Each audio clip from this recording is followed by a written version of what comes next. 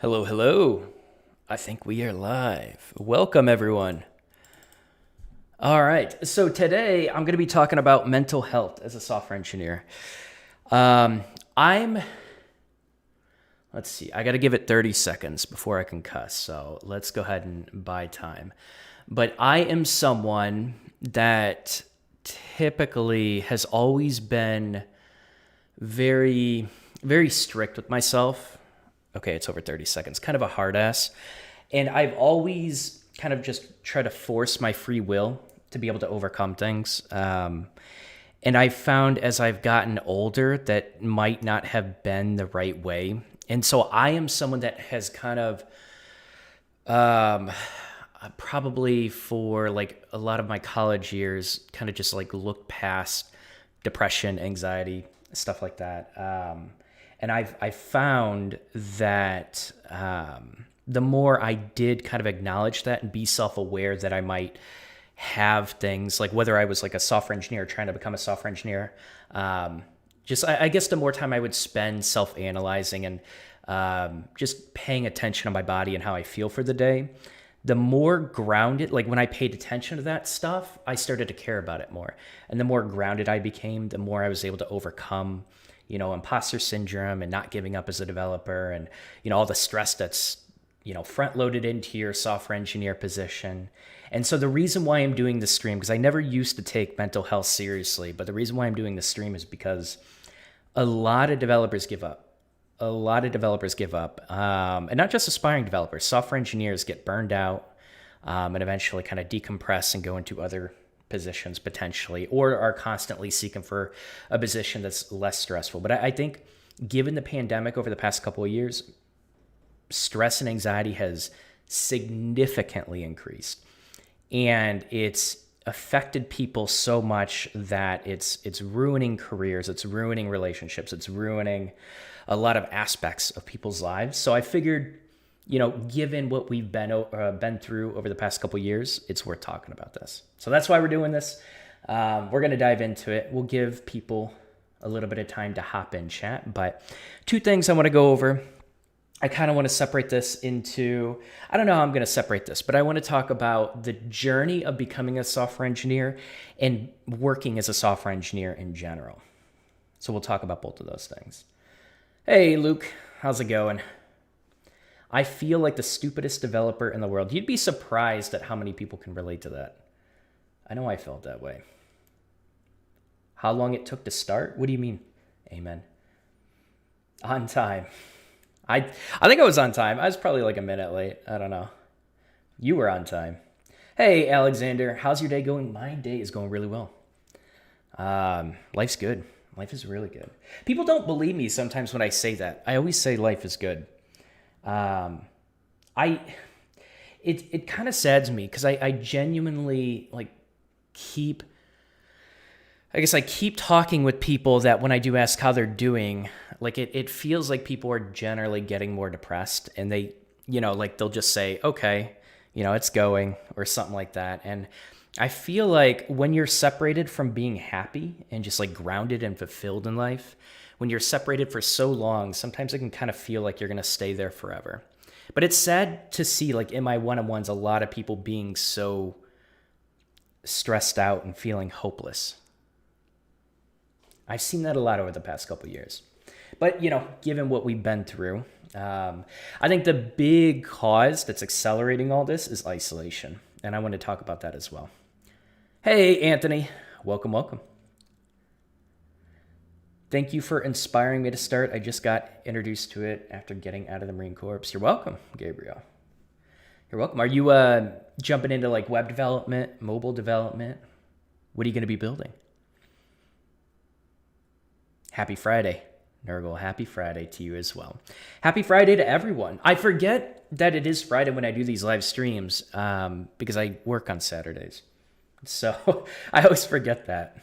I try to create my own company to have that freedom, and I find that I'm working even more than I did with a full-time position. Software engineering in general, nice. Start thinking about what you want to build. Start thinking about that early.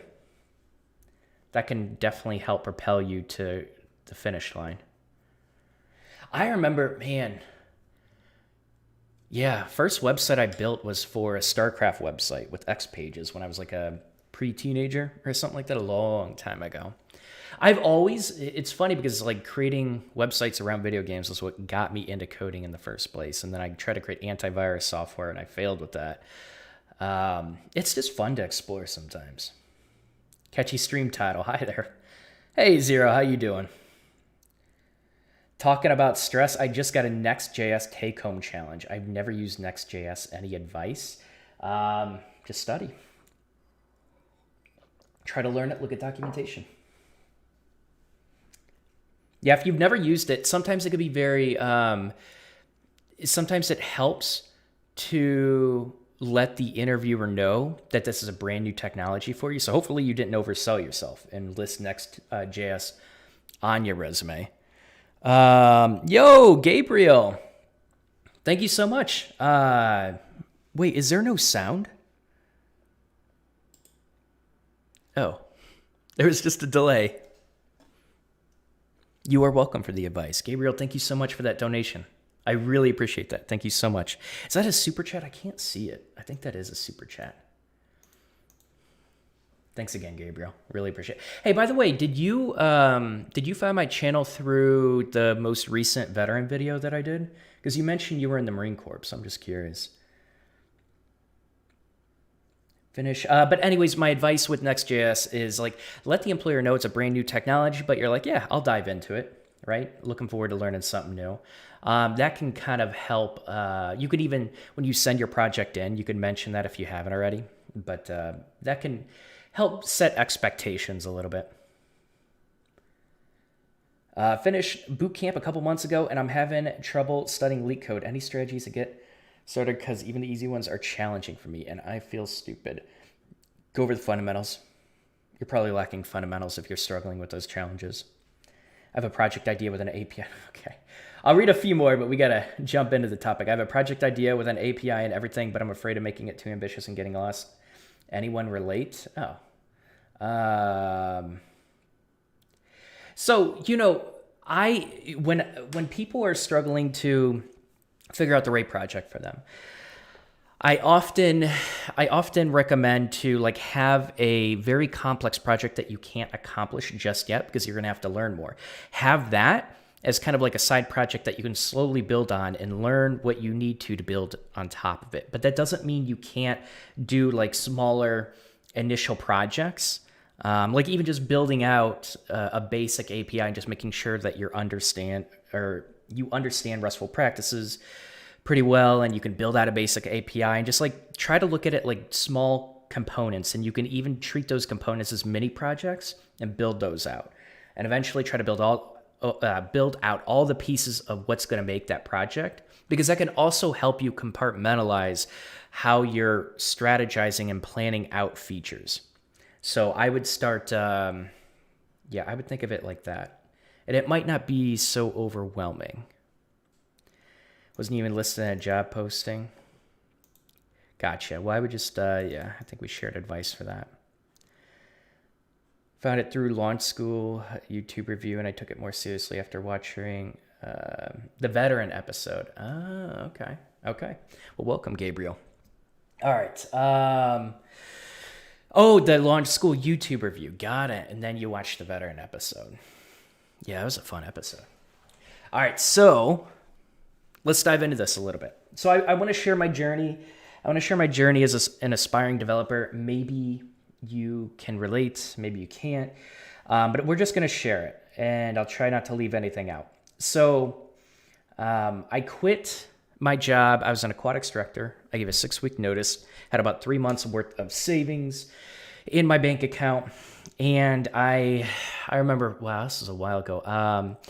I quit. I moved back in with my mom, which is a really hard thing for my ego to grasp. It's a really hard thing for just me to comprehend and just come to terms with. Just because, later and later in society, we're starting to get more comfortable with still living with our parents at an older age. I don't think that's necessarily a good thing, but it's a realistic thing. It's not good, but it's realistic. And so I remember struggling with that, and I kind of just isolated myself and tried to learn coding as fast as possible. And what I did was I tried to condense all of my learning into one.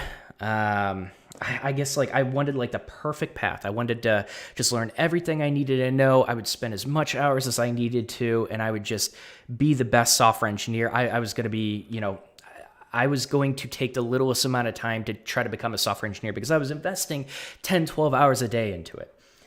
And it felt good. I was going through Treehouse and it felt like I was learning a lot because, like I say, a good course is going to make you feel like you're progressing and growing as a software engineer.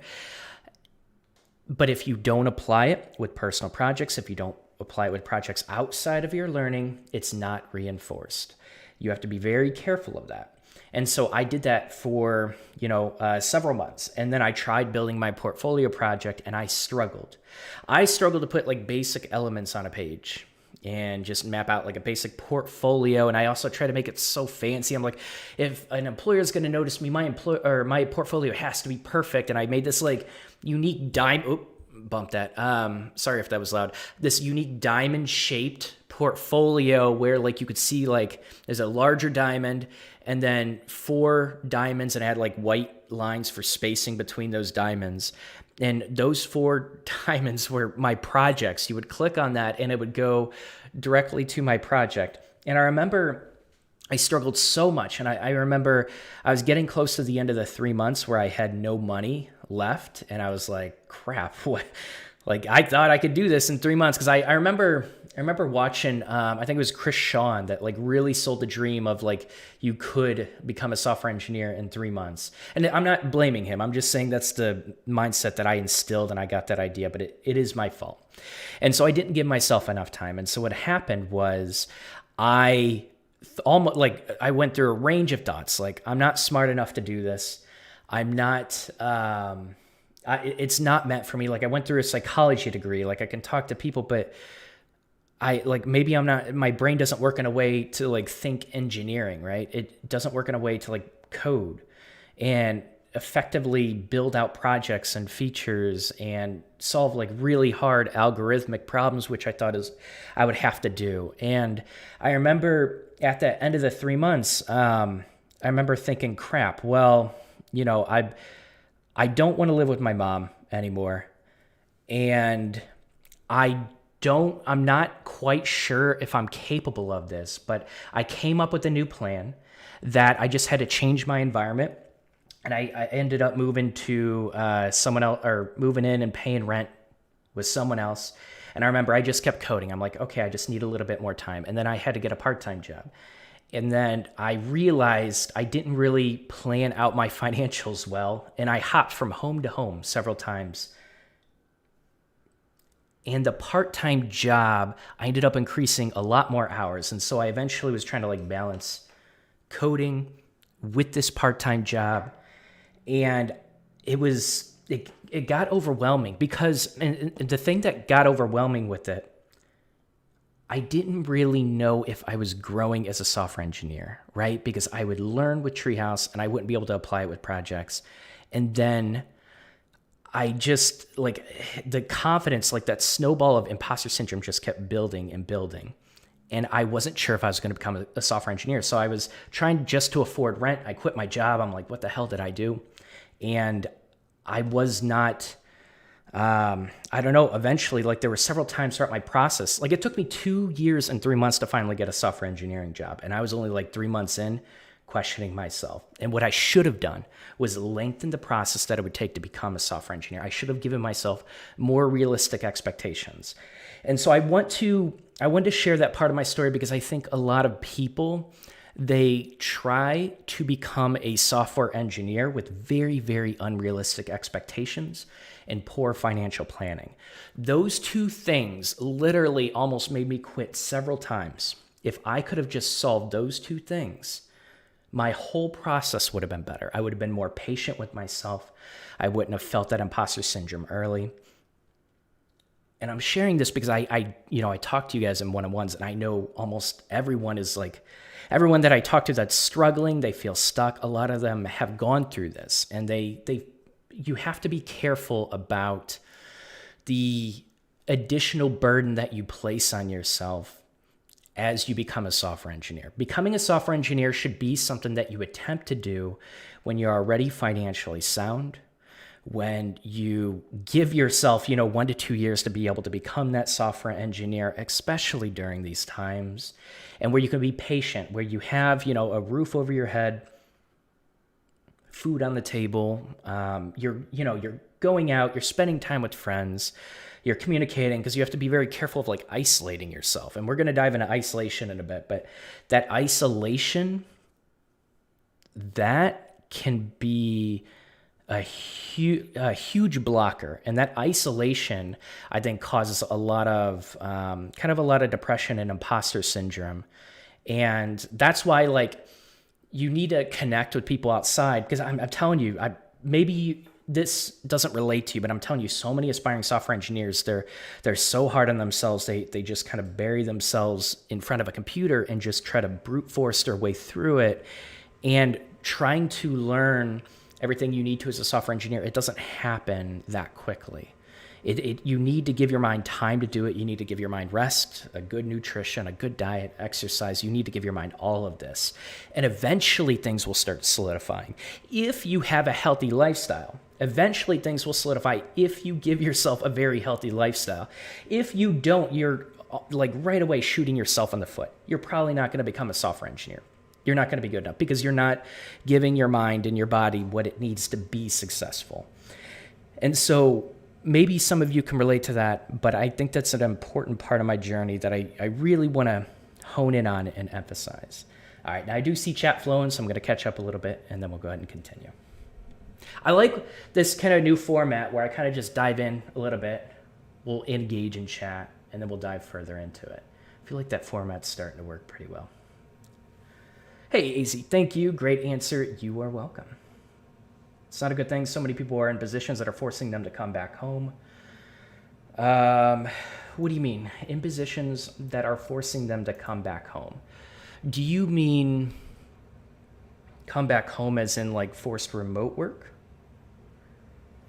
Can you share your portfolio? I've never had a portfolio, Amen. So that's the funny thing. I mentioned a portfolio, but I didn't get my job at the first portfolio. I don't think it was finished. I just had projects, right, to showcase on my resume. Never had a portfolio, never decided to build one. And that's the interesting thing. I think a portfolio can help you, and you should build it. But when you kind of like truly understand the job landscape, you realize you don't have to. It's only going to help you. I just didn't need it. And if I would have taken, because after I did graduate from my coding boot camp, it took me 6 weeks to get a job. I eventually probably would have built a portfolio, but I'm telling you, portfolio projects way more valuable than a portfolio itself. And I remember, I've told this story before, but I've even shared, this patronizing lecture from this older woman. I remember contacting this development firm, and I was applying for a job there, and she's like, "Oh, I noticed you didn't list your portfolio." I'm like, "I don't have a portfolio, but I have several projects to showcase." And so then she proceeded to tell me that if, her son was an artist, a growing artist, and if, what did she say? She's like, "The advice that I gave to my son is," because he didn't have a portfolio either. Now, how do you expect for people to see your work if you don't have a portfolio? A portfolio kind of lets, hiring managers see all of your work. And I remember saying, I'm like, "But I have all these projects on my resume." She's like, "Yeah, but, you're a developer, right?" And I don't think she worked with a lot of developers. Maybe she hired for them. She had no coding experience whatsoever. But she's like, if you're a developer, don't you want to build your own website? Don't you want to showcase that you can build your own website? And in my head, I'm thinking, I have 4 projects on the side that I can show you, what I can do as a software engineer. It's like, she's like, "I'm just saying, this is the advice I would have given to my son if he would have asked if he needed a portfolio. Maybe it's something you consider." I'm like, oh my God, that lady gave me a headache. And then eventually I got a job without having a portfolio. So you don't necessarily need a portfolio. I don't have one, but again, I recommend that you have one. Thank you for the advice, Don. I'll be leaving the live stream early today since I have some Next.js studying to do. Have a nice day, everyone. You're welcome, Alexander. Hope it goes well for you. I'm sure it will. After watching your episode with 3 front-end web developer graduate students from Team Treehouse, I registered for FEWD on September 7th. Now I am doing Project 8. Really enjoyed coding stuff. I have no idea what any of that is, but I'm glad you enjoyed it. Are you talking about... Yeah, I think I did a couple episodes with Treehouse students. But glad it helped. Thanks for your different coding bootcamp reviews. Love them all. Well, I appreciate that. I'm glad they've helped. It's taking me a similar amount of time as well. Bootcamp during a pandemic with a ton of personal stuff going on was rough. Took time off afterwards. Now I'm back on studying most days. That's good. How big of a break did you take? Almost done with my portfolio, which I'm really happy about. Now I gotta make some new projects, trying not to be hard on myself, like you're saying. It's so easy to. It really is so easy to. I feel like we're our own worst enemies. We really are.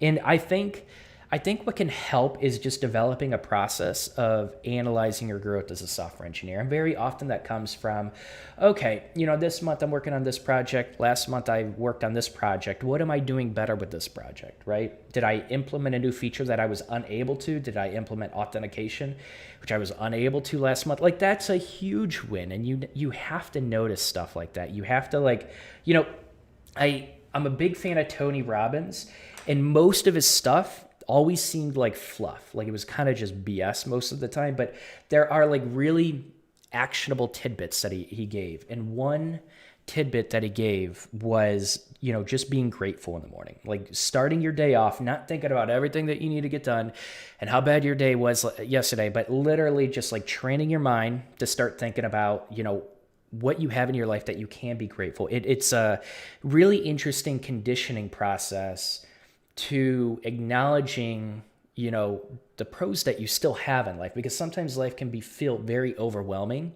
And when it does, we very often think about the negatives and what we don't have. And when you remind yourself of what you do have and what you do have to appreciate, and even just celebrating the wins of yesterday instead of the losses, that can start conditioning your mind to start having a more optimistic approach when you encounter a situation versus a pessimistic approach. And that's incredibly important for shaping your long-term success and your career trajectory and your growth as a software engineer and your growth as a human being. Like, being pessimistic in life isn't being real. I hear that a lot with YouTubers. You're not being real.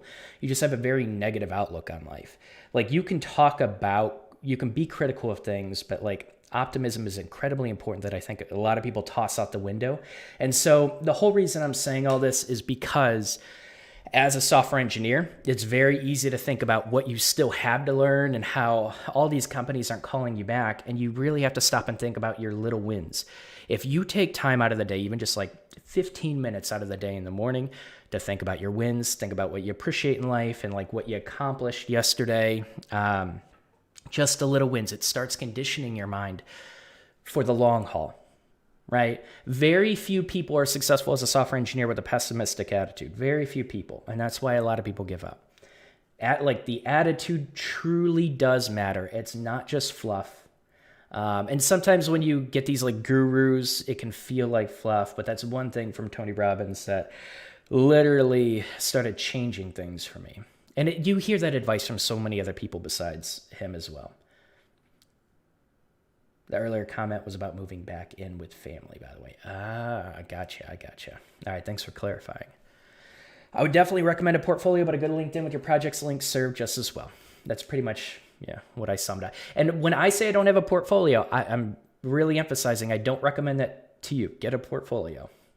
I have a news API project, now gathering things. Single page with different pages and some more, but don't have portfolio, now gathering things to make a portfolio. Awesome. Yeah, just keep working on projects, especially if you only have one project. Do you really build a portfolio to showcase that project? Probably not, right? You want to probably build a few projects first. Thanks for the great insight. You are welcome, senior. If you suggest any stock API that will help me build it depends on what you want to build. It was a pretty long finish last September, wanted to take 3 weeks off. That turned into that's the tricky thing. That's where you lost momentum, and that's dangerous. I think when you graduate a coding boot camp, it's incredibly important to decompress. But if you are extending that past a week, now you're getting into dangerous territory where you are losing that momentum, right? So what I usually recommend from a coding boot camp is literally have people just like take the weekend off and then do a light week next week and then ramp it up a little bit.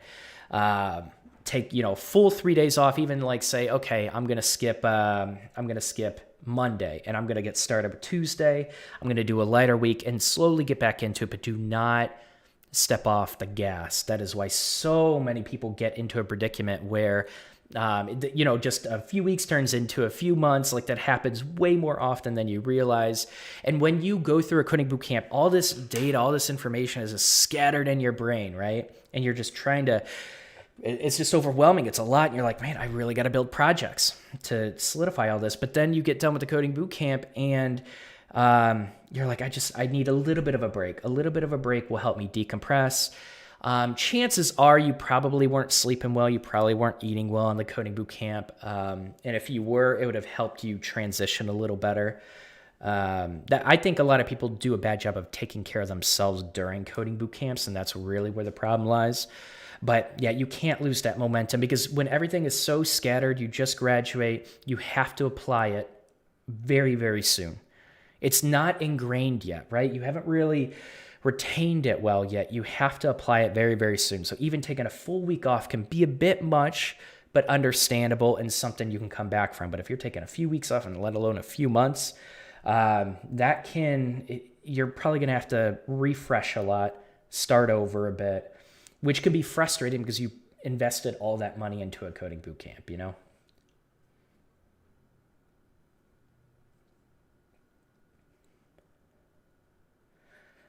Took so long to get energy levels back up to be able to dive in again properly. And I mean, listen to yourself too. Maybe that is what some people needed, but I would really, in a coding boot camp, focus on your mental health and your physical health as much as possible. I know coding boot camps can be intense, but that can definitely help avoid the burnout. Like what you're saying about tracking progress, though, that could even be a good project idea. It could be a good project idea. Hey, Yoshirimi. I feel I'm having the same experience. I left my last job a few months ago, back in collections, and live with my parents. Learning web development does sometimes feel overwhelming. Your videos help. I appreciate that. I'm glad they help. For me, going back and living with my mom, it was, that was entirely ego. I should have just put my ego aside, but I know I'm pretty conservative as a male, in terms of just, what a man is. And I feel like I let my ego get in the way way too much, where like I was thinking about it an awful lot. And I would purposely like isolate myself into just my computer. I would go out. I wouldn't even spend time with family. But yeah, I think a lot of people, if you can, put your ego aside, if you can save on money, if you can save on rent, and you're seriously putting effort into your growth as a software engineer, and you're not just hanging out and kind of being a bum with your parents. Like if you are really trying to change your career for the better and putting the effort and time into it, then put your ego aside. Don't make the mistake I did. I knew I had to decompress, but then lost a lot of momentum. It was a bad time. Yeah, I understand. You got to do what you got to do. And the important thing is you just move forward and you learn from it. That's the best thing that you can do. I did exactly this. I took a break for 1 week. That 1 week has now turned into 2.5 months off. I feel rusty. I'm jumping back into Odin project. I'm finally going to finish this. Jay, that's awesome. Good for you, man. Yeah, that's all I have to say. That's awesome. Be careful. So there's, was it Jerry Seinfeld? Was he the one that, there was a popular actor that like really pushed this idea of like the chain link thing. I don't know. I probably heard it from him and it's from someone else, but like as human beings, it's very easy for us to make a lot of progress when we have previous momentum. So you hear about like habits, giving yourself like 3 weeks to form a habit, to make it consistent, to build those neurological connections, so that, things fire more easily in the direction you want them to fire in. And, once you break that chain, You look at like habits like a chain. Once you break that chain, it's very common for people to say, oh, already broke it, take a little bit more break, might as well, and then I'll get started on Monday, or I'll get started on New Year's, or I'll get started on this, and it almost never works out like that. The best thing you can do when you break that chain is literally just get back into it. Realize the longer it takes for you to get back into it, the less that habit is going to be solidified. You're going to be building worse habits on top of that replace those neurological connections. And so the best thing you could do is literally just like, okay, I screwed up yesterday. That's completely okay. Maybe I need today as a break, but like you have to at least get back into it a little bit. I think people are like all or nothing. Sometimes even just coding for an hour a day. You know, it's like a philosophy of 100 days of code that I think is pretty legitimate, but like even just coding a little bit each day is much better than you taking like a week off and then trying to cram everything in and like rush back into it. Because almost always when you rush back into things, it's just not going to go well for you most of the time.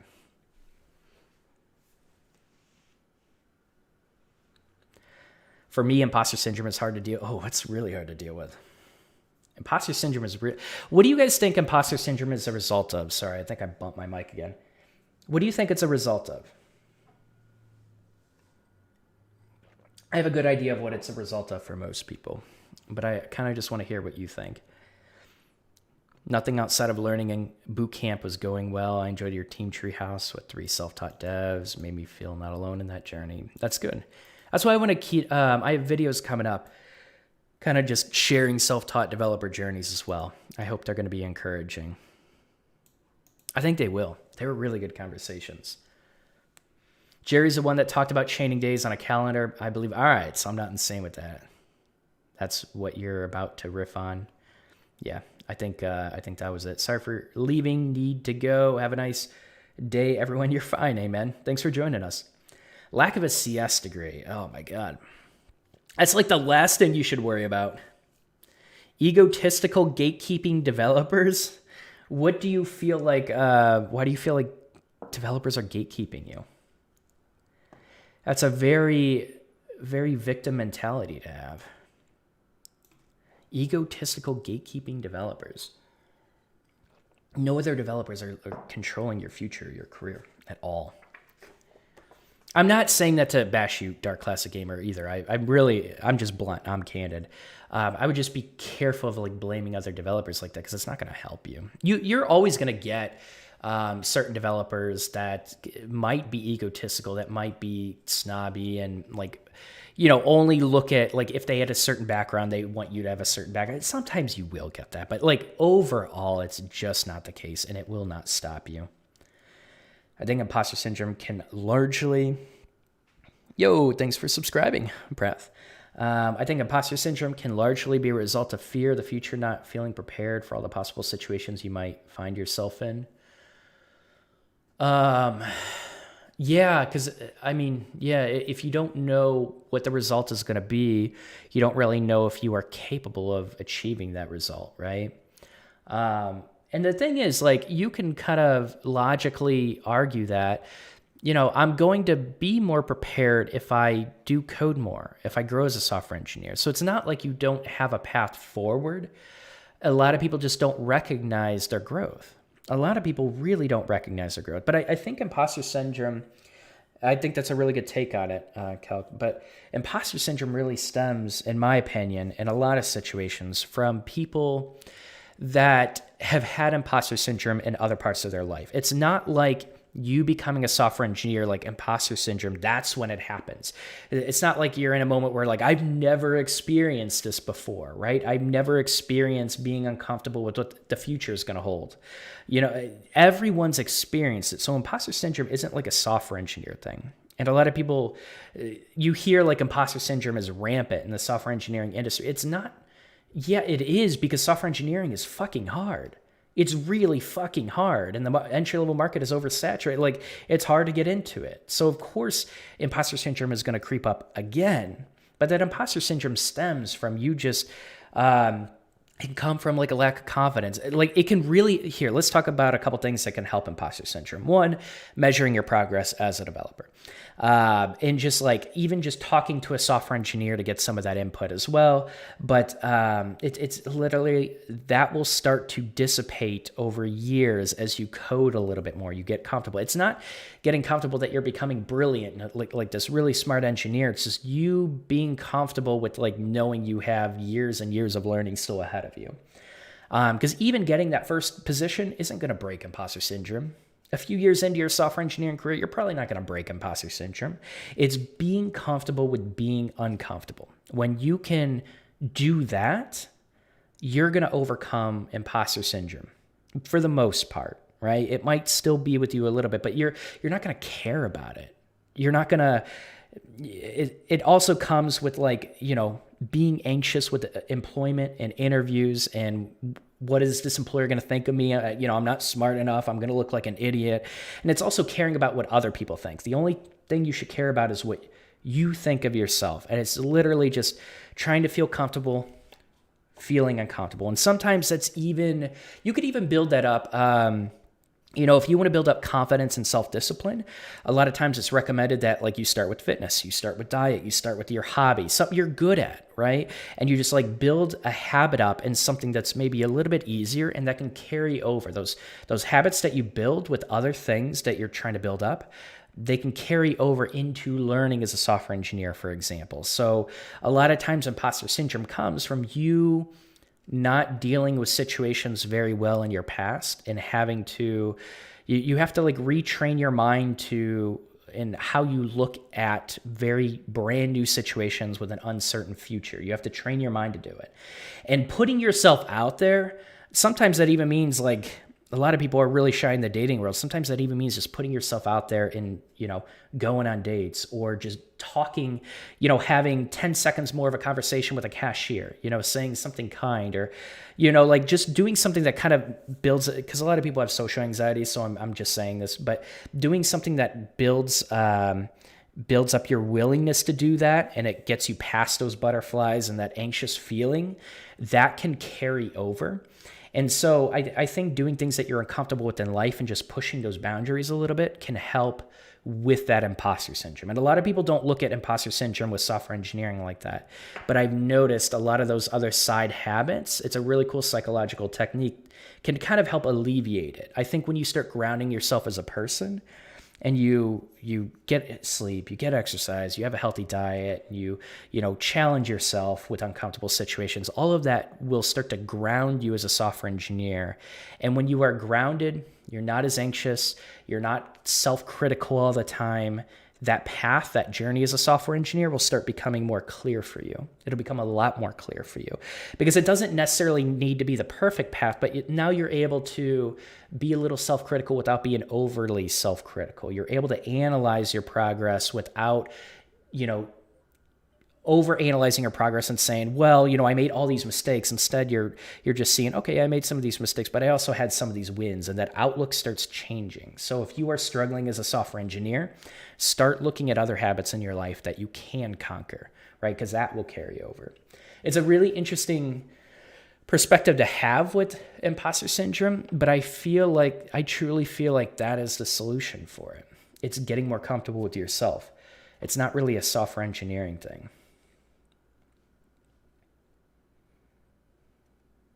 All right, let me catch up with chat. I'm going to go on so many rants this live stream. I'm telling you right now, so many rants. All right. I think imposter syndrome. Sometimes I'm pretty nervous on right now is how many possible questions I can get in an interview. I've heard stories of people getting an easy question or even getting into things at a lower level. That it's how you tackle it. It's like, so this is going to be really helpful. I have I guess I'll just say it. I have a mock interview coming out on Monday, and the interviewer shares some really cool insight with that particular topic. If you are worried about, botching an interview question, definitely watch this episode that's coming up. I'm not offended. I'm going to cry myself to sleep. All right. Dark classic. When you get done with that, come join us again. The best help for imposter syndrome I've heard is from an Uncle Bob speech where he talked about how at the current rate, the number of software engineers in the world about doubles every 5 years.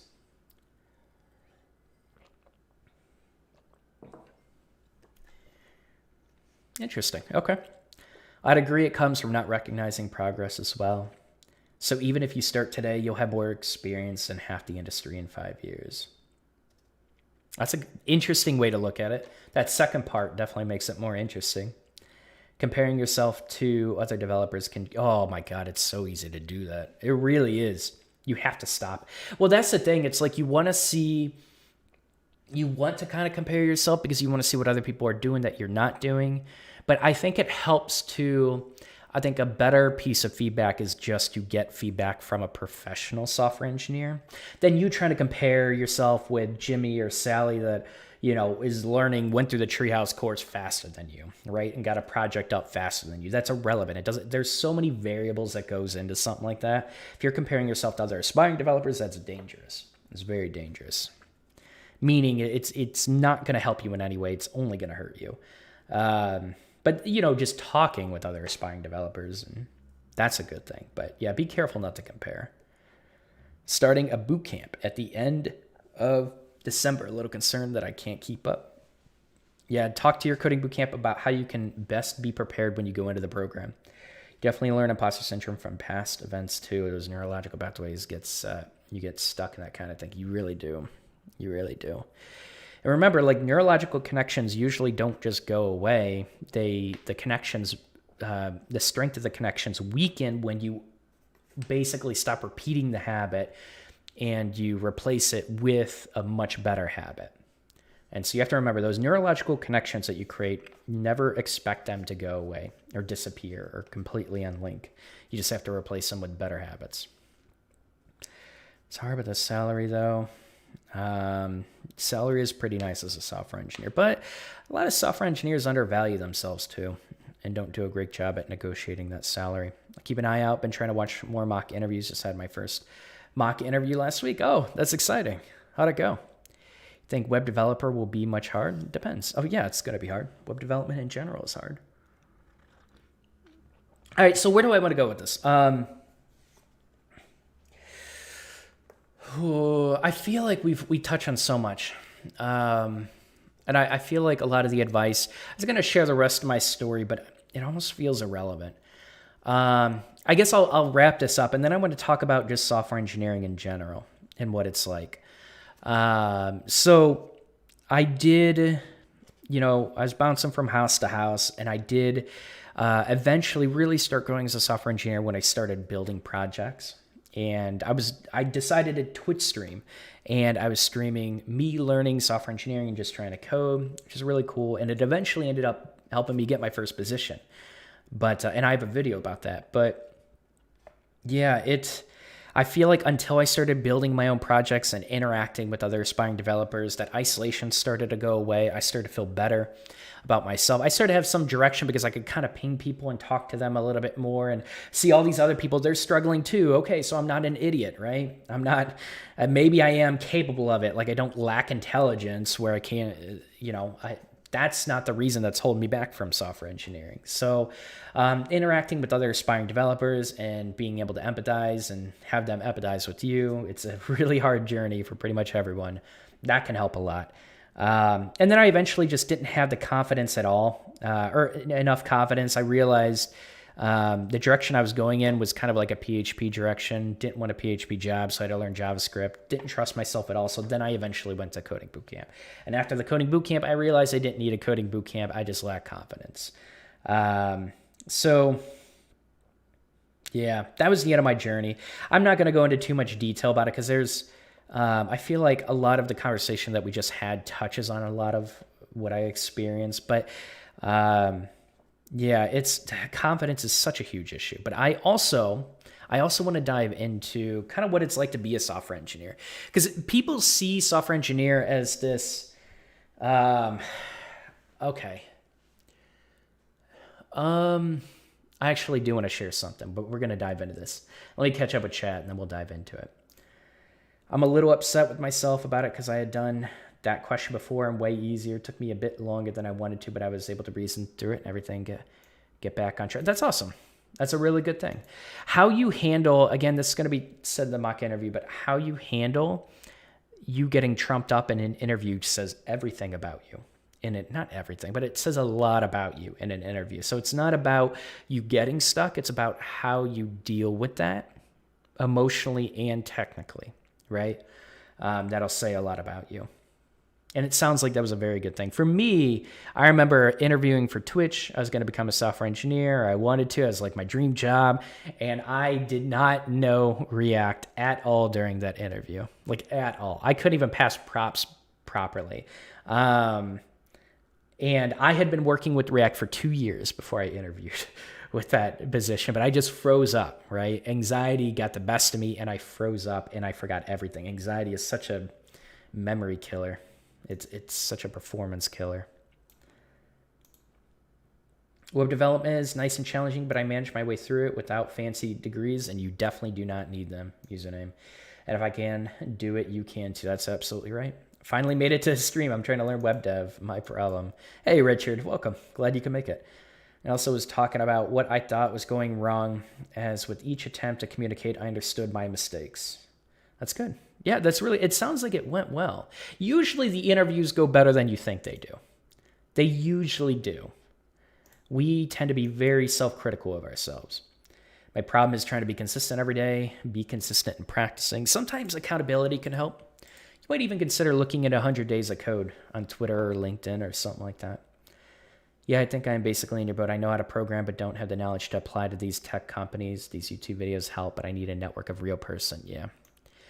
It helps. Join developer communities, both Slack and Discord. How you say about data science, like we don't dive into data science here.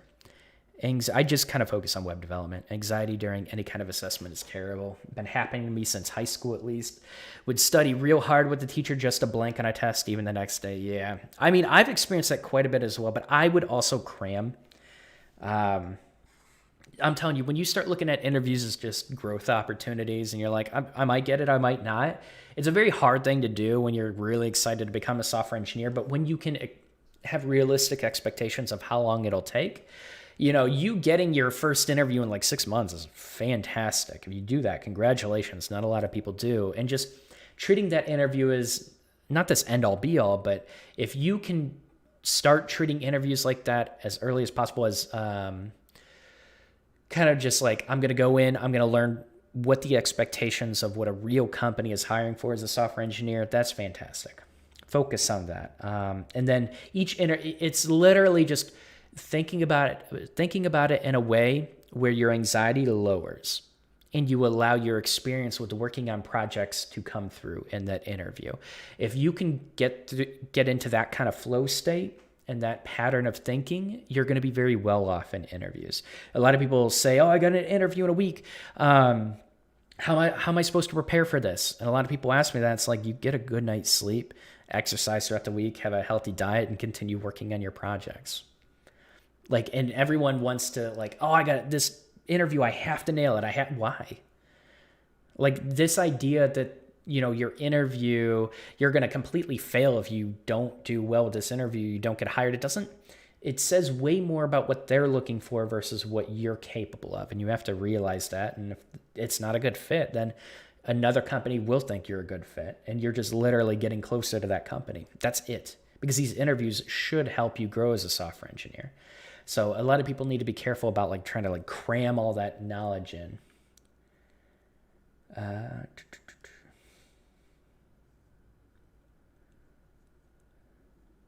even get excited because I'm not even getting phone screens yet. Keep applying. It can take a little while. Want to connect. Happened to me so far is someone at Dutchy saying my resume had some merit and they wanted to connect on LinkedIn. Okay. You're going to look into 100 days. Thank you. You are welcome. Check it out, Richard. See if you like it. Okay. I forgot what I was going to say.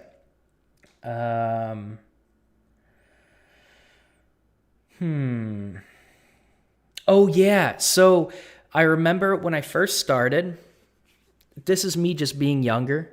But when I was trying to become a software engineer, I had visualized me, 'cause I always wanted to live in Chicago. I always wanted to live in a big city. And I had visualized me looking out from a skyscraper, and just looking out, having this amazing apartment and this very high up skyscraper, making a lot of money as a software engineer. It's a very kind of like shallow vision to have, but it's so interesting. A lot of people underestimate this, but it's so interesting when you really dedicate to a vision and you think about it every day. And I did for a long time. I mean, there were some days I didn't think about it, but I always envisioned myself just being a successful software engineer in Chicago, looking out of this tall skyscraper. I'd be completely happy. George, welcome. I'd be completely happy with life, and I'd be completely happy with my career. And then 5 years later, I was in my vision. It was really weird. It was a surreal moment. And I was looking out because my last apartment, very luxurious apartment. I invest a lot of money into my, where I live. And it had this beautiful landscape below. And I was 30 stories up or so. And I was looking down. It was a beautiful night in Chicago. I could see I could still see it. I could see the lake. Everything was all lit up. It wasn't quite Christmas yet, but there were so many, when you look out in a city like that, the lights are just beautiful. They just are so beautiful when you look out from a skyscraper, and everything was all lit up. And I remember thinking, I'm like, in my vision, everything I'm seeing was from my vision, but I don't feel the same way as I did with my vision. In fact, I felt overwhelmed. I felt stressed, overworked. I remember dealing with a health issue, and that's all that was on my mind. I remember thinking so many things went through my head that weren't in my original vision. And I realized very quickly, it's I do think visualizing that almost every single day helped me get, not just visualizing, but taking the action to, achieve that visualization. But visualizing it and really thinking about it every day, I did eventually, literally, it was just the exact picture-to-picture moment, my vision and the reality, it was the same. It was the exact same, but I just did not feel that way. And I was unhappy. I was overwhelmed. And it's really interesting because you have to be careful about these visions that you set for yourself, because, if you take the action to get it, you will eventually achieve it in most cases. But sometimes it might not be what you thought it was. And that's the interesting thing about software engineering, because a lot of people have this dreamy vision of what software engineering is. And it ends up when reality doesn't meet those expectations, you have to think about is this really what I wanted? What am I truly trying to achieve to feel fulfilled? Because this isn't it. And a lot of software engineers, when they get into their career, they kind of realize that. And a lot of times it's based on, the company that you're working, the amount of hours you're working in. There's so many things. I do want to dive into some of that, but you have to be careful. It's everyone tries so hard and they sacrifice themselves to finally become a software engineer, but there's so much more that you need to, so many more goals, especially with personal health and stuff like that, that you need to also try to achieve with that. Otherwise, that vision, it's not going to match up. The reality isn't going to match up to your expectations. And now you're going to be faced with, okay, now I need to change this. Now I need to change my career, better my career. And it just becomes this unending chase of your goals. You have to be very careful with that. So when you do set your goals, focus on your mental health. Don't neglect everything else. Just become a software engineer. But I want to talk about the three different positions, because I had 3 pretty good positions as a software engineer, because I hear horror stories, but I've had 3 good positions, and they all didn't match my dreamy expectations, that's for sure. All right, let me catch up. I want to dive into it.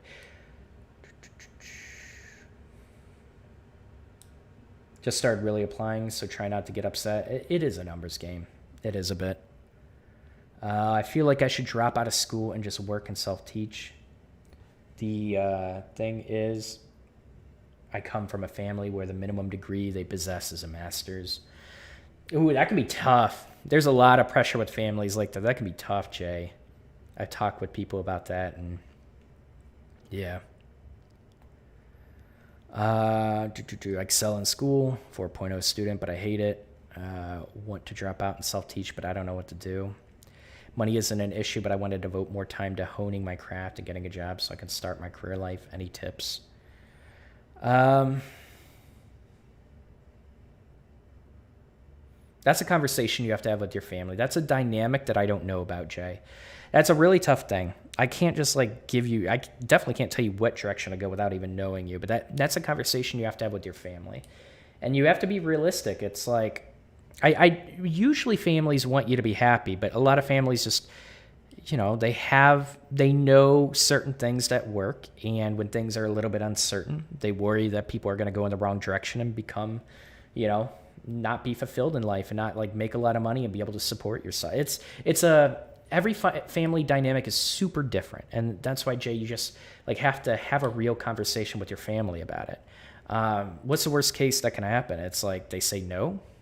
I mean, you're already kind of like forcing yourself through something.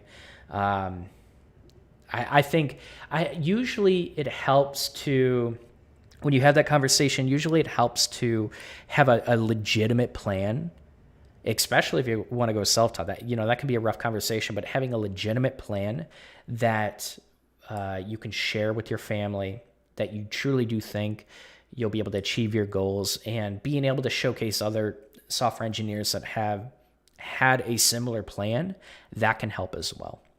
But yeah, that's just like a empathetic, in-depth conversation with your family that you have to have.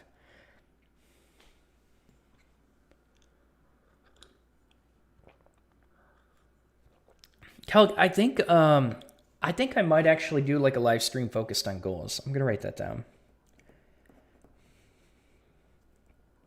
I feel like that's a conversation in itself. Um, all right, so the last thing I wanted to share, because okay, last thing I want to share, and then we'll kind of wrap things up.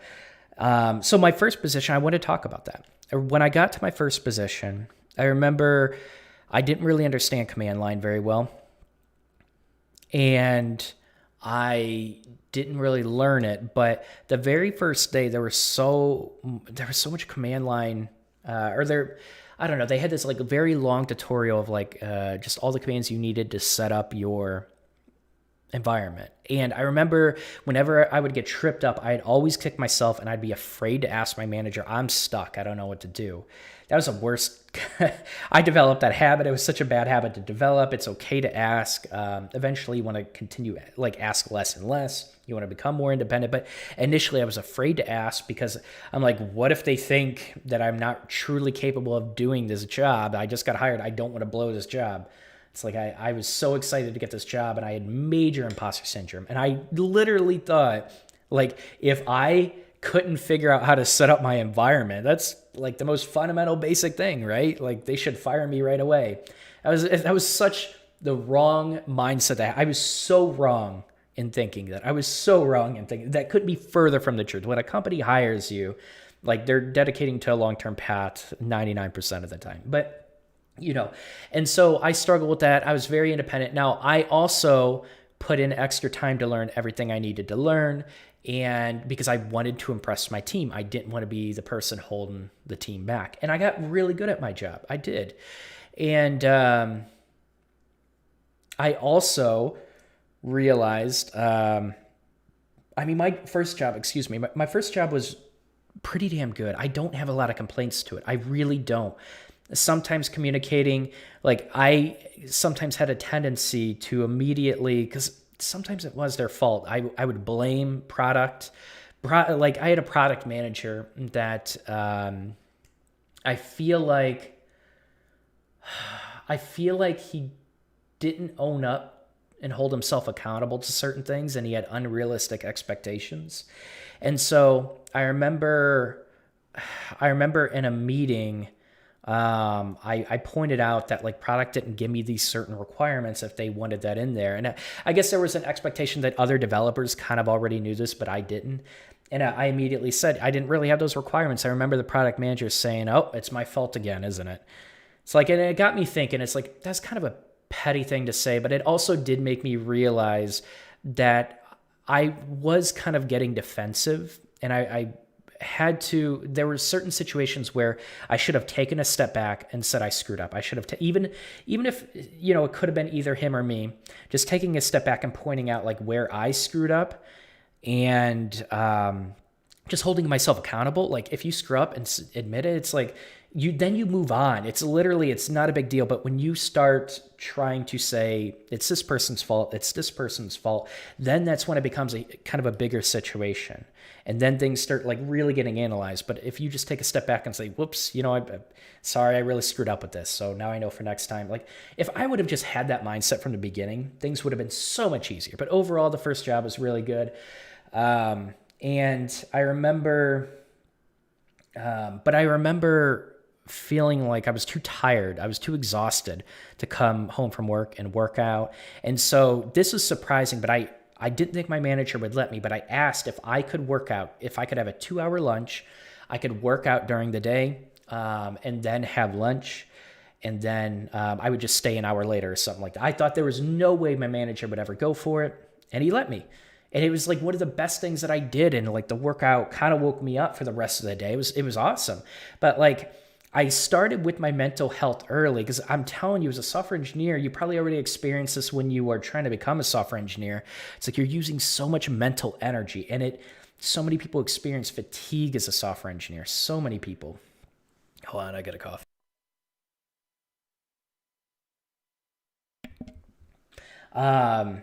And so figuring out like patterns in your day, like whether it's waking up a little bit earlier to work out, stuff like that, you have to prioritize that stuff. Because once I did prioritize it, I felt the burnout lessen, because I felt like the burnout slowly creeping up. And then we switched to WordPress, and I'd learned PHP and build themes and stuff, and like build customizations onto the extensions or integrations that we would bring in. And I felt like the deadlines were so unrealistic, and it was overwhelming. And it wasn't until like I brought that workout in that like things started to become a little bit more manageable for me, right?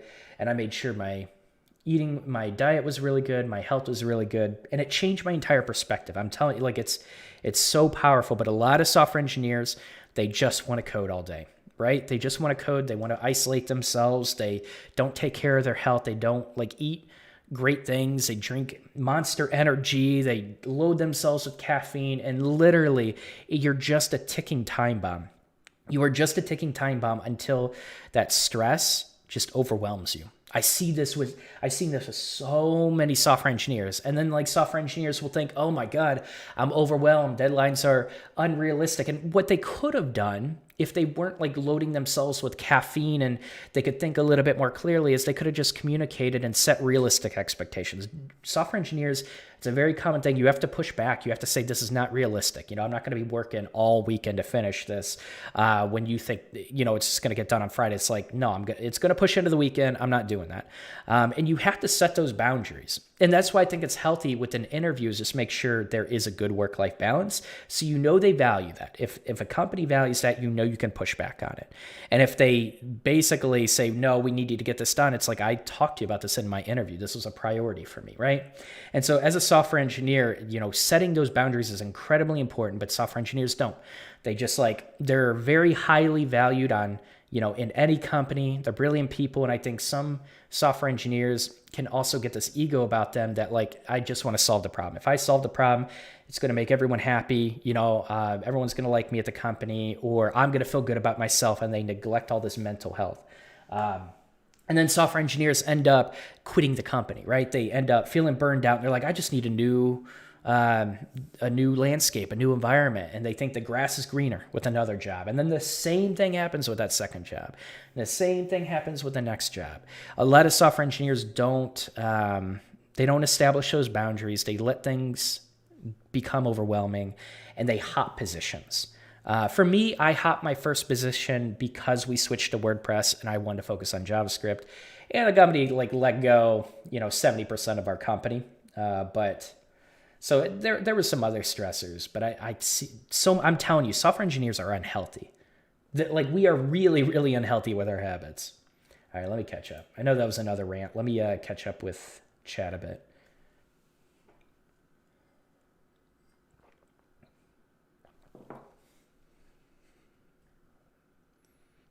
What are your thoughts on people who promote becoming designers, developers after 6 months? Toxic, achievable?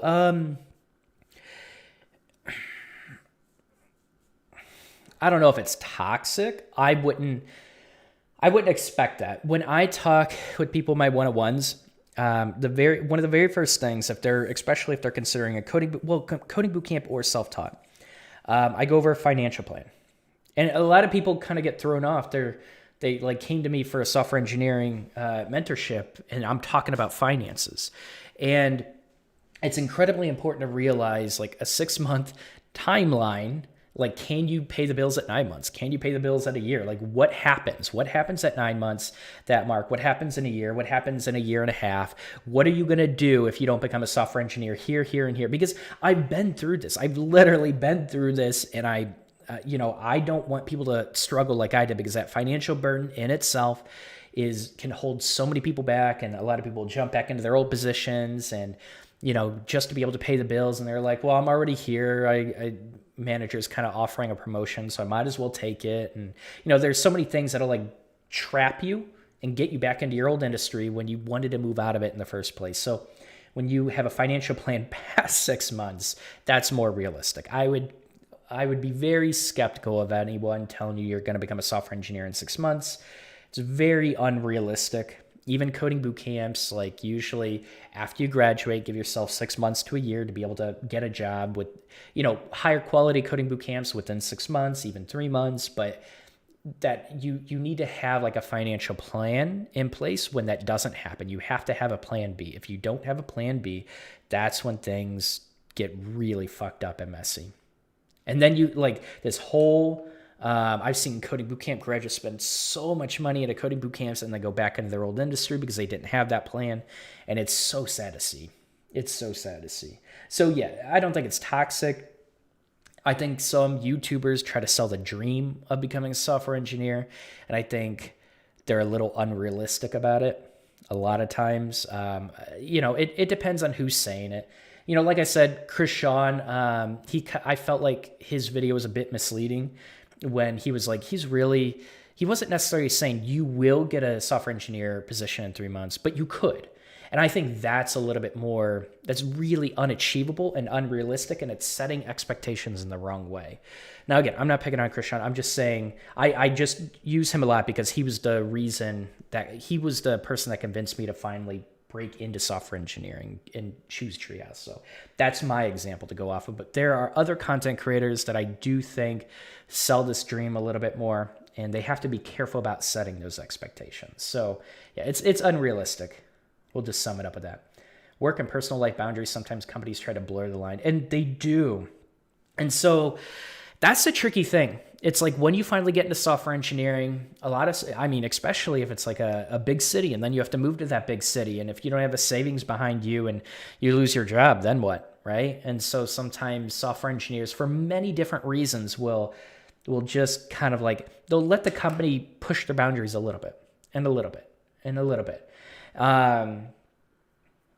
Second company didn't do that for me. My third company, I remember meeting with the co-founder. It was just a big event among all of us at the company. And he's like, really excited to have you on. And I kind of got hints at this during the interview, but they didn't blatantly say it. But he's like, yeah, I technically, it was really weird because I was the product owner of my part of the code base. So it wasn't like it was a mid-level position, I would say. It wasn't a senior position.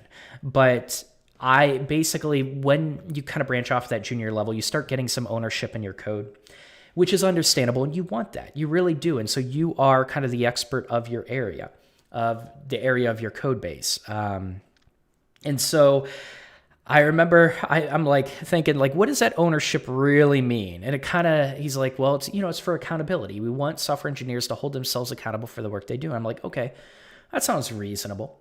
And, it got into the conversation where he's like, yeah, if your app breaks down at 2 a.m, we're going to call you. We want it fixed. It's like, oh, that's what you meant. That's what you meant. Okay. Well, I did talk about work-life balance in the interview. He's like, and I don't even remember how that conversation ended up, but I ended up being kind of like too scared to speak up. It was the highest, but it was the first time I broke over 100K in Chicago, quite a bit over 100K. And I'm like, I didn't want to say no. I didn't want to lose my job and say I wasn't capable of it or anything like that. And I remember, like, you don't realize it, but when your manager sets that expectation of they can call you any time in the night, like 2 a.m., whatever, like that's a really unhealthy habit to have in a workplace. It's a really unhealthy habit. Usually, like, you'll cycle through kind of like a backup position. So you might be on call 1 week out of the month or 1 week out of 2 months or something like that. And software engineers will trade that routine. And that's a little bit more real. I had to do that as well. But, just being on call 24/7 and setting that expectation that burnout slowly built up. And it's very easy, even if a company says, if something breaks, we want you on call no matter what. Even if like it doesn't happen that frequently, I think even having the thought and the stress of not being able to sleep fully at night because I could get a call at night, like that starts to build on people. You don't want to set, like any company that's setting that expectation of you're on call 24/7, that's like a company that's a red flag that you need to run the hell away from. Like, and never go back, never look back, get a new job.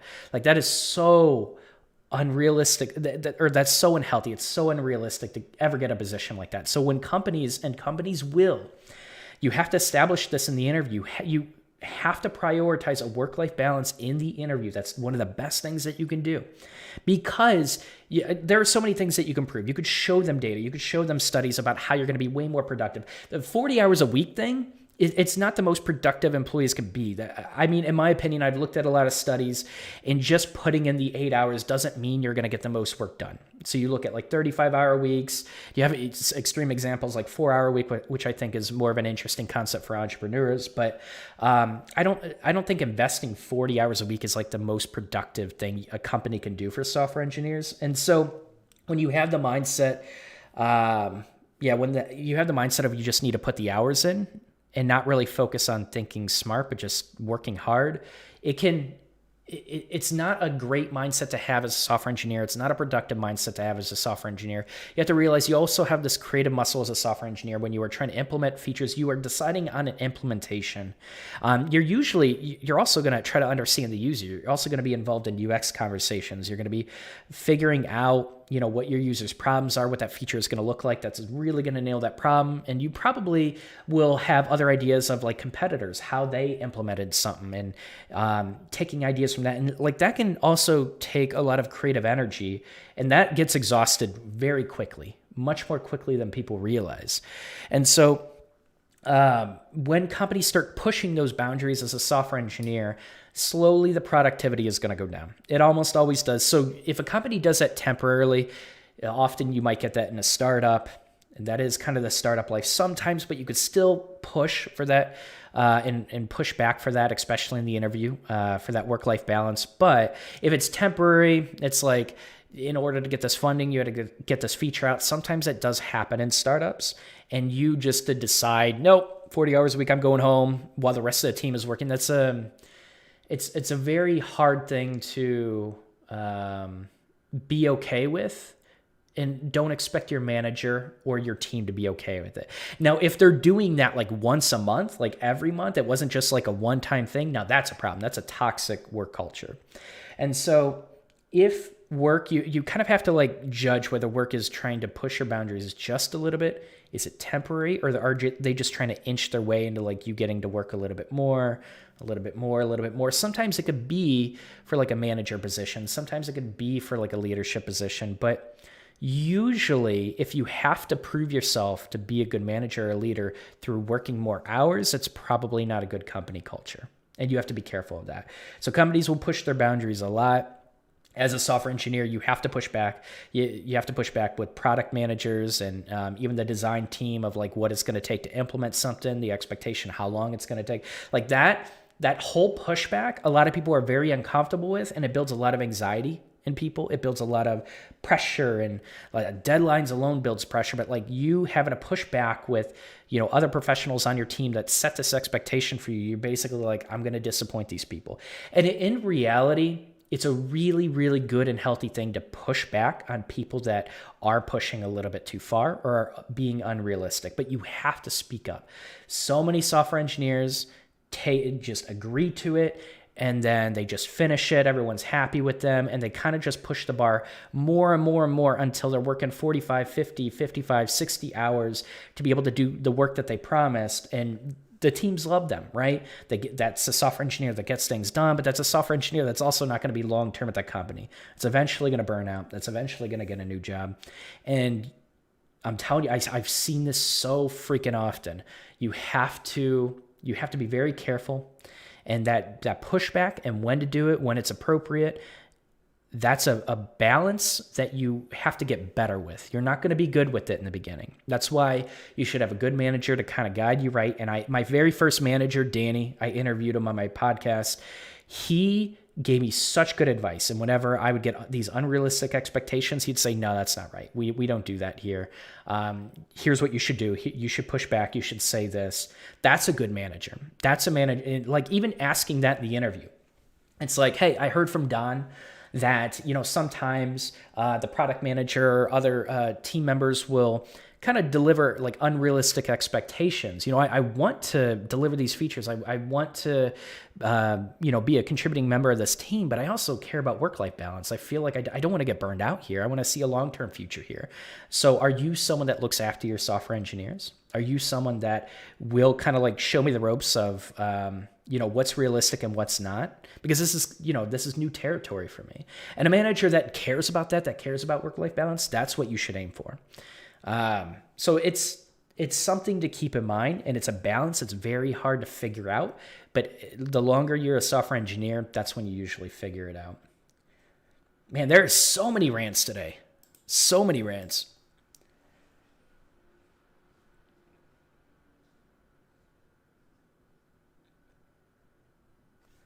From some conversations I've had, it seems like maybe I'm overestimating how good I need to be in each thing. You probably are, so I never feel good enough. Yeah, you probably are. Once you get that first interview and a company finally calls you back, your resume looks just interesting enough, your projects look just interesting enough, I can kind of solidify things for you a bit. Thank you. That was very helpful. You're welcome, Jay. That's sick that you got to work out during lunch. Oh my God, I loved it. I absolutely loved it. It was so good. I hired a personal trainer as well. Because as a software engineer, I'm so disappointed in my diet and my exercise right now. But as software engineers, our bodies, like we sit in a really awkward position for our bodies naturally, and like we're hunched over, and like you want to bring your shoulders back, you want to have a really good posture. And I was trying to correct that with a personal trainer, and he taught me some good strategies. But that's why I ended up getting like a sit to stand desk, and it's automated. I literally just want to press a button and have it go up and down. I don't want to have to like get up and pull it up and everything, because I had a kind of a cheaper like $200, $300 sit to stand thing at work, which is really helpful. It's really cool if you don't have one. But it also, it helps you readjust your body. It gets the blood flowing, and it helps you kind of correct your posture a little bit. Sometimes you can get mats that will even cause you to like stand in different positions. You just like need to keep moving. It helps to keep moving every once in a while. You get stuck standing for too long, it's not good for you. You get stuck sitting for too long, it's not good for you. Even if you don't exercise and do like high intensity cardio, or even just like any regular cardio to help your heart, just being able to correct your posture can help a lot. Just in general, I'm telling you, just wait, just be in front of the computer for years and years and years, and your posture will start hunching over, and you have to correct that. You have to be very careful of that.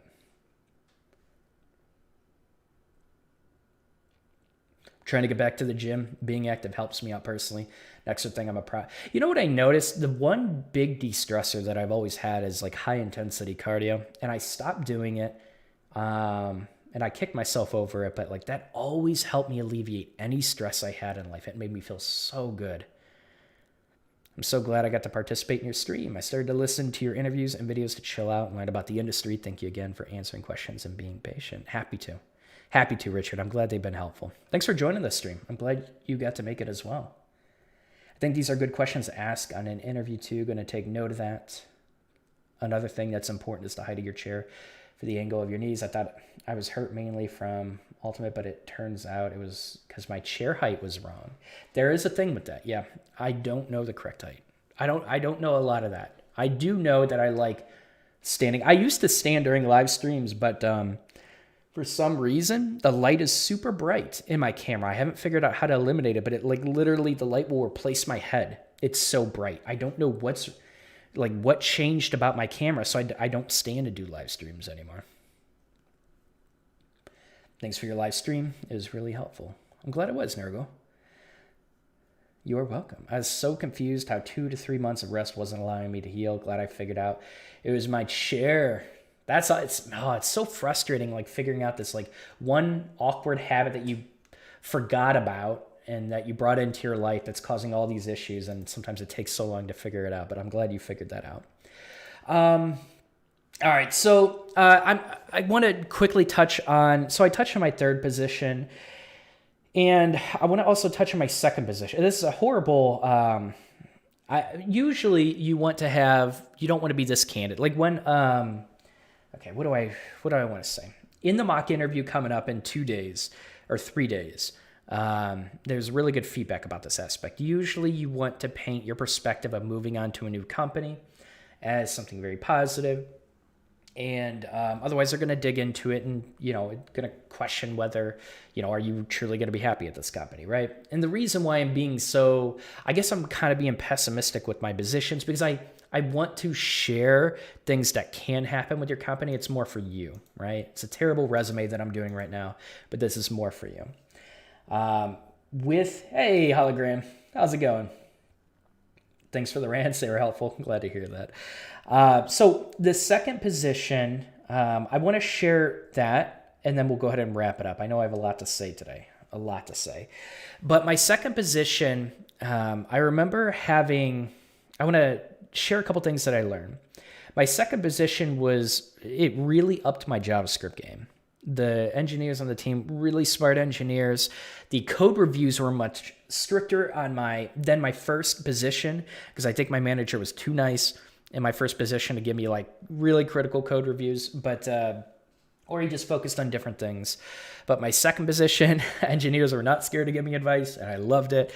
And I sometimes, like when I would immediately read it, sometimes like I would have like a defensive thought, but then I would give myself time, think about it. I'm like, this person's kind of right. And so with code reviews, I notice a lot of engineers, they're very, oh my God, they're so, what's the word? They're so sensitive to feedback. You have to be careful. It's like feedback about your code isn't feedback about your intelligence. It's not feedback about you as a person, right? The worst thing that you can do is immediately reply with, well, you're wrong, and this is why I did this code this way. It's like, take a step back. You can explain why you did an implementation a certain way if you truly feel like maybe they don't have the right context. And then, the best, like if you really disagree in a code review, like you can say, this is why I did this implementation this way. I love your perspective. Now that you kind of have more context, do you still feel like I should switch to this or, change my code in this way? And so just like when you do reply and you do disagree, do it in a way where you're providing extra context and then you want their feedback with that extra context. It's one of the best ways that you can handle code reviews because I see so many software engineers get defensive with their code reviews and it's so silly. It doesn't help you as a software engineer. And it like gets people to hate doing code reviews because they're like, this engineer is just going to like critique me on my code reviews and not even like listen to what I have to say. Why do it, right? Code reviews can be a really cool thing and they could really help you grow as a software engineer. a lot of people just handle it poorly. And I did several times, and I learned from it. So I'm not trying to say all of you suck with code reviews, and I don't. Like I definitely could have handled some in my earlier years better. But what my second position ended up doing, and I want to give you a warning, because I went into that second position, and in my first position, my boss, Danny, he kind of became my friend. We still play games to this day. He became my friend, but I also got used to that. And in my second position, my manager basically would really only talk to me when something was wrong. That's just a mindset he kind of had. I think it felt like he was kind of awkward socially. And so I mistook that as him not wanting me to be there. Like I slowly built up this idea of like, I compared him with my old manager that like we would talk all the time. And then, it made me feel like he really wanted me to be there. And then the second manager, like I put too much emphasis on like his opinion. Like if he didn't talk to me that day, or he just gave me like a really, just a kind of a quiet hello in the morning, you didn't even look at me or something like that. Slowly that kind of stuff can build up, and it can make you perceive something that really isn't there. And so you have to, a really good habit is to understand your manager and what they expect out of you. And you could do that in the interview. The interview is a really good place to do that and get their, you could ask that manager, their interview or their management practices, their habits. Like that's the time to dig into it a little bit to see if it's a good fit. But I remember it helped me become much more independent, which was a really good thing. But I also realized with my second position, I cared way too much about what other people thought. Way too much. And that alone helped, or it prevented me from seeing the progress that I was making as a software engineer.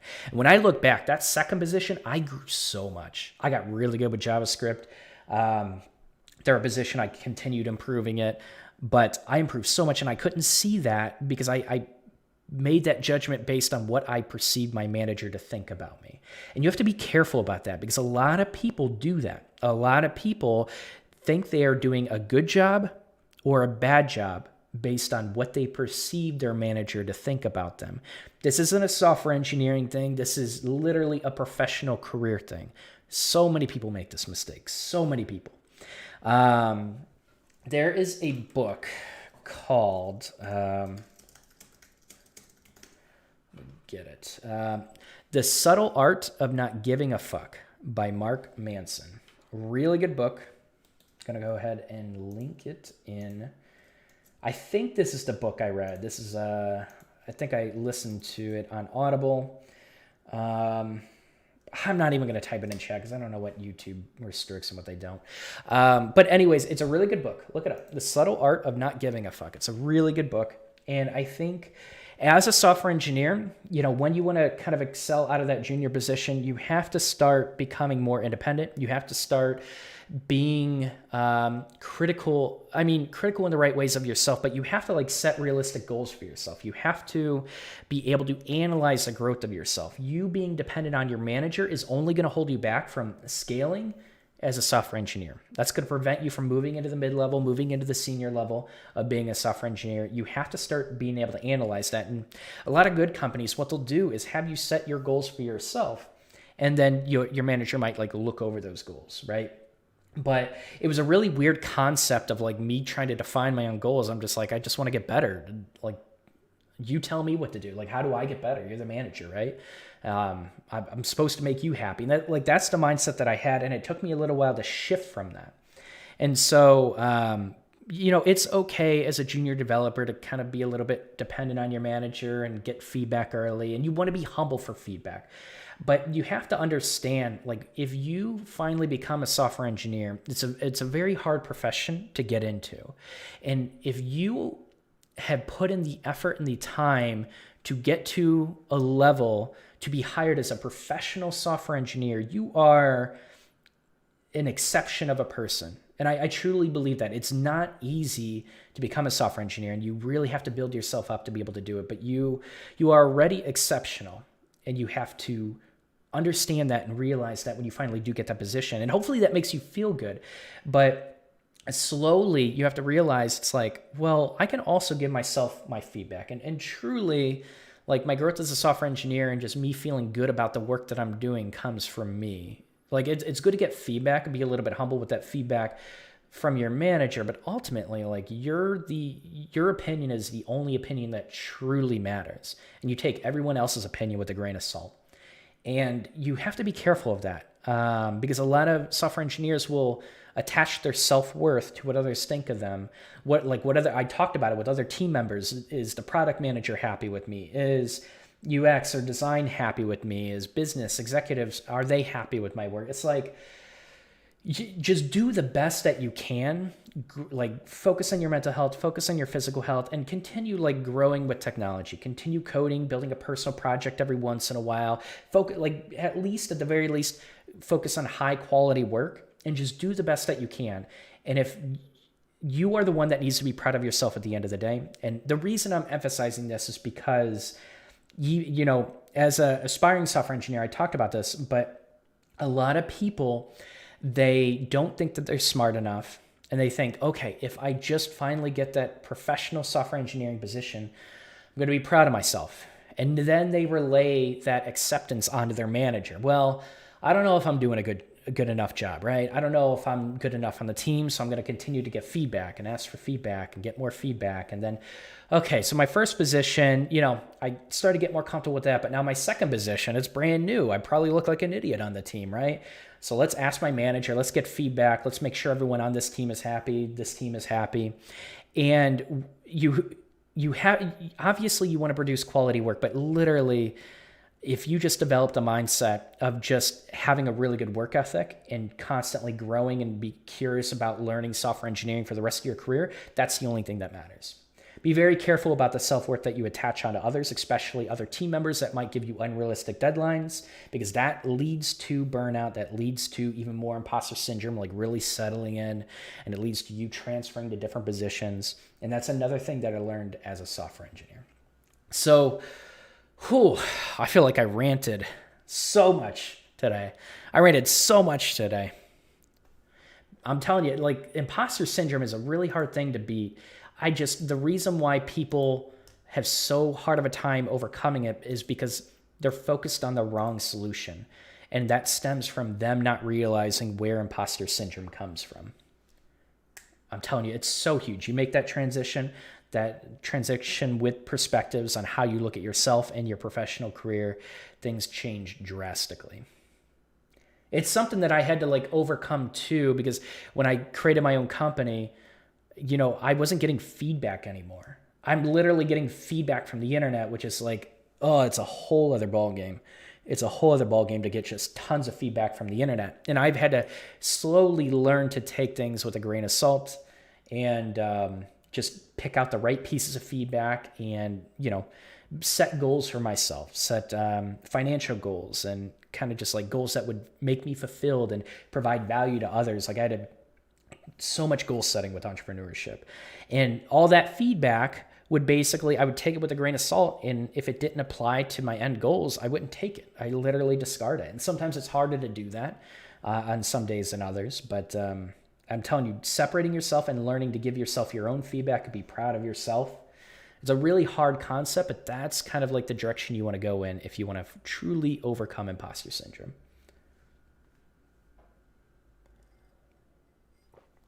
My tea is cold again. I always do this. I forget. I go on rants and I forget to drink my tea. Green tea. I love green tea. It's so good for you. Constructive criticism is needed to make progress. That is right. That is right. Good advice. I appreciate that hologram. I think I heard about that one. Imposter syndrome really sucks. If I ever made it, I have to believe in supposed to be there. If I ever make it, I have to believe in supposed to be there. Been learning from this with my current work. I don't understand. I understand imposter syndrome sucks. Excuse me. Oh my God. Bumping the mic. I bumped the mic like 5 times today. Oh, that's all right. I've yelled into the mic like 80 times, so you're probably used to the loud noises by now. It can be rough when you compare yourself to other devs too. Oh, seeing the success stories of getting a job after only 3 to 6 months of studying can be a kick to.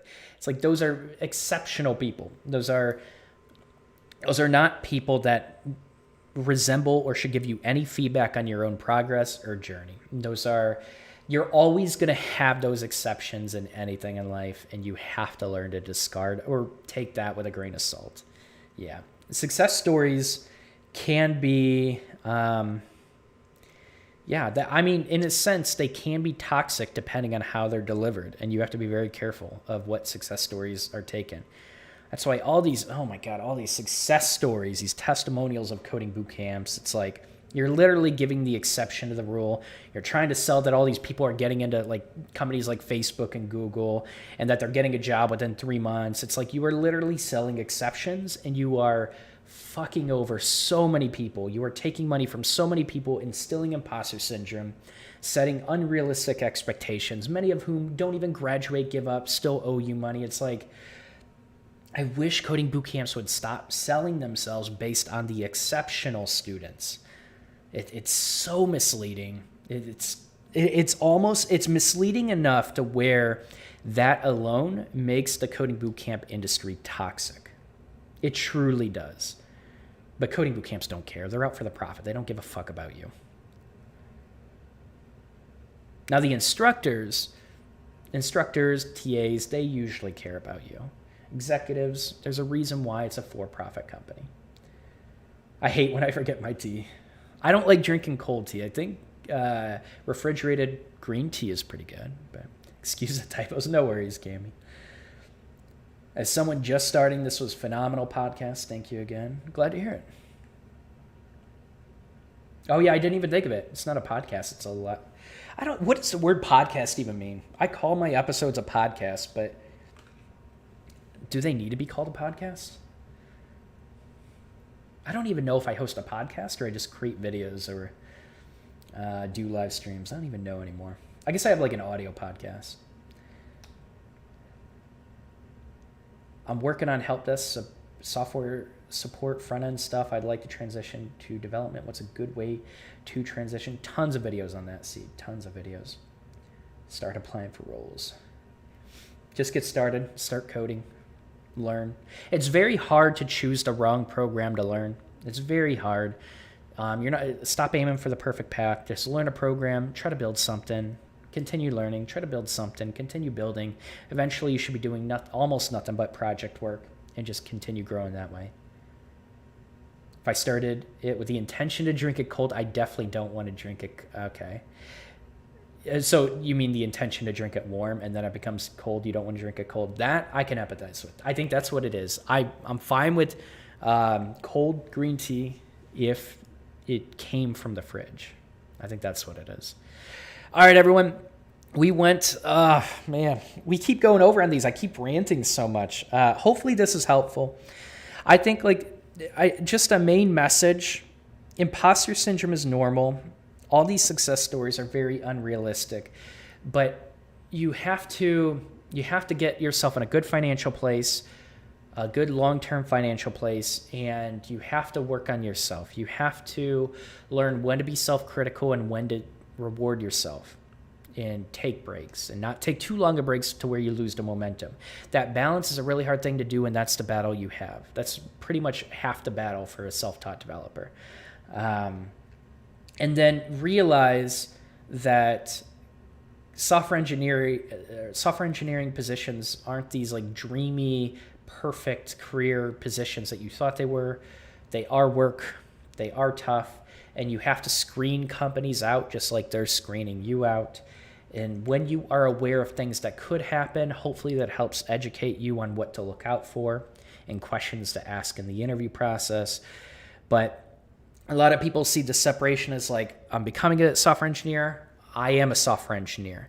And they're more alike than you think. That's why you need to focus on your growth in all aspects of your life very early on, and you could have a very happy, successful software engineering career. Focus, do not neglect your health, do not neglect your mental health, and you might actually become a software engineer and be successful and love it. Started a nice MD document with questions to ask interviewers and things for myself to help me map out progress, solidify good habits. Good, good. Great stuff. I'll see you guys next Friday. We will be live next Friday. I think that's a good transition. Stay safe, stay healthy, everyone. Take care of your health. And I haven't decided. I think we might do portfolio reviews. You know what? Let me go ahead and link this in chat real quick.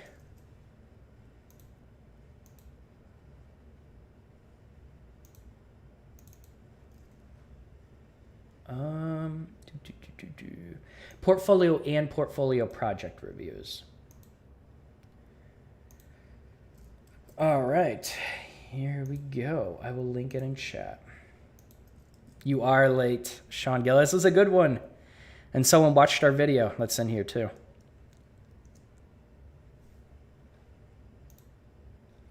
Did it link? There it is. Okay, if you want me to review your we might do a portfolio review next week and then maybe a live Q&A to follow. Well, during I'm going to spend Thanksgiving with my family. So I will not be doing a live stream then. Is that next week already? Don't tell me it's next week. I have so much to do. Yeah, okay. It's next week. So no live stream next week. And then the following week, we'll resume live streams. And I'll probably start with like a portfolio or project review. If you want yours reviewed, go ahead and submit it with that link. And then I can only do so many. And I'll try to, but I can carry over some of those to another project review as well. Lost my chat. Had a ton of work stacked. Catch you later. Excited for the mock interview. I think you'll like it. 2021 is coming to an end very quickly. Okay, that's it. That's the end of the stream. Thanks for being here, everyone. I really appreciate it. Hope you have a great Thanksgiving. Get out of your homes. Stop being isolated because it's just creating nothing but depression and anxiety. That's fine. You can cancel me over that, but spend time with your family, your friends. It needs to happen. Anxiety and depression is getting very, very, very bad. And this BS and just people being isolated for years and years, it's not good. It's horrible for us. So get out, get some sunlight, spend some time with people. But all right, thanks everyone. I really appreciate it. We will be live in 2 weeks and I'll see you next time. Good luck on all of your projects and happy coding, everyone. Take care.